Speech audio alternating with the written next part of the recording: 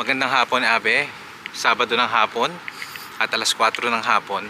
Nandito ako sa lugar namin. Nakita nyo naman gloomy ang paligid. Katunayan na malamig at magwi-winter na, no? So marami pa rin tao sa mall kanina. Doon kami kumain. Pero ano ba, kabata ko naglalakad. Papunta ako sa Midas. Dahil maano yung gulong ko malambot, mababa yung air pressure. No, maganda lang ngayon sa mga panahon ngayon, yung mga sasakyan may meron ng sensor. So hindi ko nagawa kahapon kasi nagmamadali ako. Pero ang naging problema nito, kung tutuusin, no, madali lang yun yung yung nilagay kong cover nung aking sa gulong bakal, no? At mahirap pala siyang, pag di mo siya naalagaan, mahirap siyang tanggalin. At ayokong puwersahin kaninang umaga kasi ang mangyayari, baka masira lalo yung gulong. Mas malaki yung gagastusin ko. Ayokong gumastos ng gulong dahil maayos pa yung gulong ko. Kasi ang mahirap dito kapag nagpalit ka ng gulong, alam nyo naman, dapat dalawa-dalawa. Paano ko yung apat o dalawa, isa sa harap, isa sa likod masira? Di apat na gulong yun. Tumataginting na kulang-kulang na 5,000 agad yun, no? Ayokong gumastos ng ganong kalaking halaga para sa gulong sa panahon ngayon. Okay, anyway, so hindi ako, pagdating sa mga ganyan, hindi ko yan dini-DIY, no? Kung tutuusin, pwede nyo namang i-DIY yan, pero ako ayoko. For the reason is, ang una ko natutunan dito sa Canada is safety first, no? Don't do it if it's not safety. Wag nyo ipakipit balikat. So pagka hindi safety sa akin, hindi ko gagawin. At kung alam kong hindi safety sa ibang tao, hindi ko gagawin. O halimbawa, yung pagpapalit ng gulong, no? Magwi-winter na, magpapalit ng gulong, hindi ko pinag-aubaya yan sa sarili ko lang dahil hindi ako trained dyan, no? Ayokong at wala akong mga equipment para dyan. So hindi ko siya din DIY. Yun yung aking practice, no? Kayo, malakas ang loob nyo, yung ibang mga makakapanood nito, sa inyo yon, no? Ako iba, yun ang dahilan ko, safety first. Kung may mga kilala kayong mga mekaniko na pinagkakatiwalaan nyo, doon yung paggawa. Ako kasi dito lang malapit sa amin, sa Midas. Dalawang choice ko kanina, either Midas or Canadian Tire. So Midas ang pinili ko malapit, ayan, pwede kong lakarin. At subukan na yung Midas dito dahil dati yung unang ko sasakyan dito, Midas din ang tumitingin. Wala akong masamang tinapay sa kanila, kumbaga.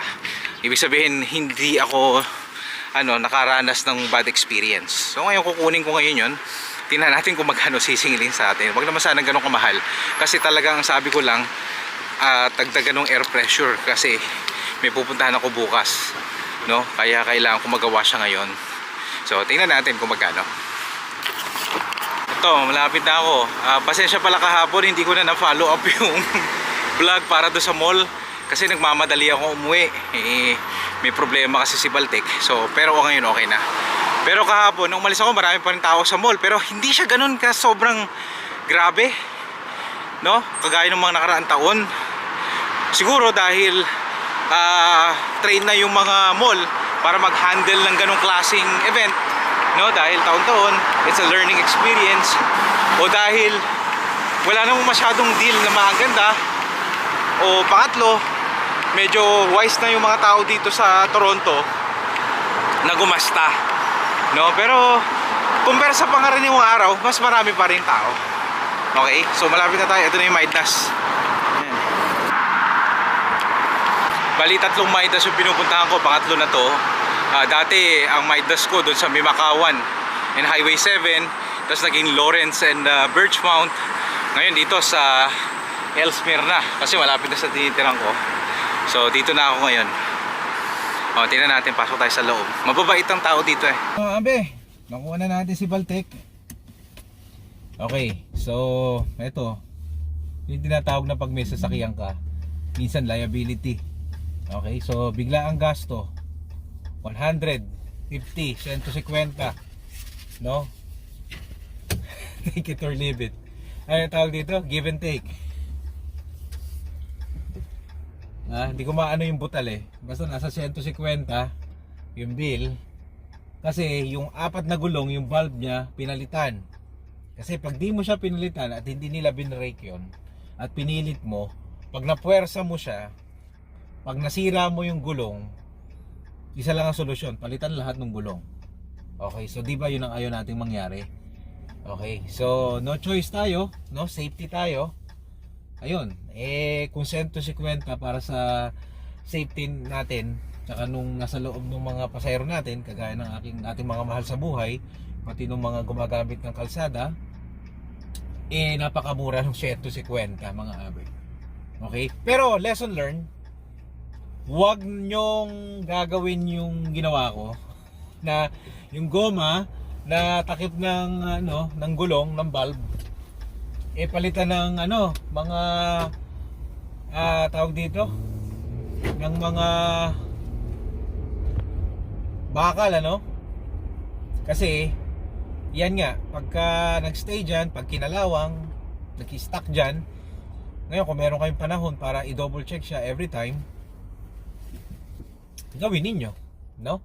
Pero ako kadalasan hindi ko magawa na isipin na yon. Yan ang nangyari.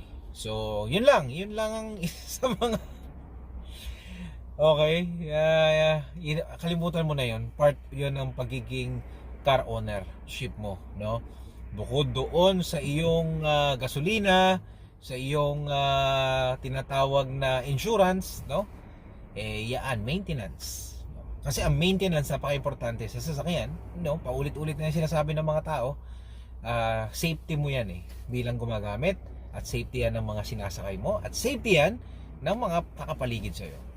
So yun lang mga abe, ito ang ating Sabado, no?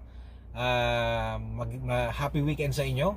At maraming salamat po. Ito po ang isa sa mga buhay Canada na talagang nangyayari, no? At dahil nga ay magpapalit ng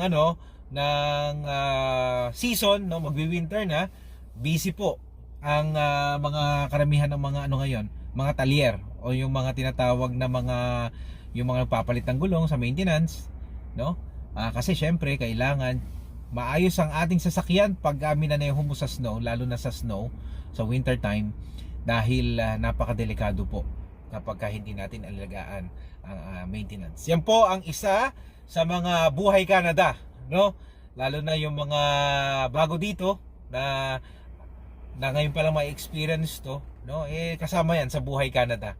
Hindi lang yung flex ng ng shopping, grocery, flex ng sweldo, paghahanap ng trabaho, no? It's a way of life. This is one of the way of life if you are if you are car owner, no? Isa pa lang to sa way of life. Huwag niyo pong titipirin. Okay?